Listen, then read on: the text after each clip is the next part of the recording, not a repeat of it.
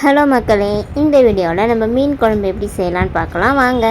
அதுக்கு முதல்ல வாணலில் சூடாக நல்லெண்ணெய் விட்டுக்கோங்க. நல்லெண்ணெய் விட்டு அது சூடானதும் அது கூட கொஞ்சமாக கடுகு, வெந்தயம் இது ரெண்டுத்தையும் போட்டு பொரிய விட்டு எடுத்துக்கோங்க.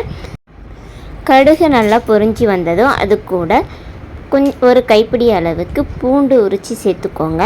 இந்த ஸ்டேஜில் நறுக்கி வச்சுருக்கிற வெங்காயத்தை சேர்த்து நல்லா வதக்கி எடுத்துக்கோங்க. வெங்காயம் நல்லா கண்ணாடி பதம் வர்ற அளவுக்கு வதக்கிக்கோங்க. இந்த நேரத்தில் ஒரு கொத்து கருவேப்பிலை சேர்த்து வதக்கிக்கோங்க. வெங்காயம் நல்லா வதங்கி வந்ததும் கட் பண்ணி வச்சுருக்கிற தக்காளியை சேர்த்து நல்லா வதக்கி எடுத்துக்கோங்க.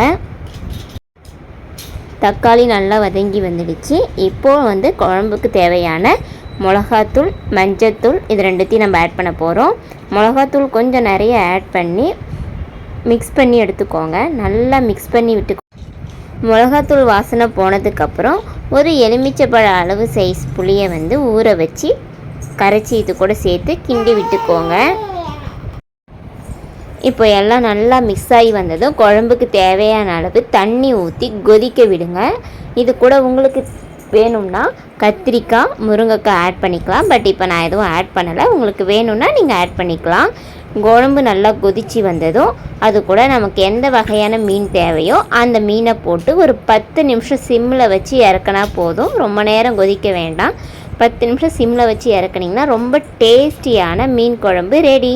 இந்த வீடியோ பிடிச்சிருந்தால் லைக் பண்ணுங்கள், ஷேர் பண்ணுங்கள், கமெண்ட் பண்ணுங்கள். நெக்ஸ்ட் வீடியோவில் மீட் பண்ணலாம். பாய்.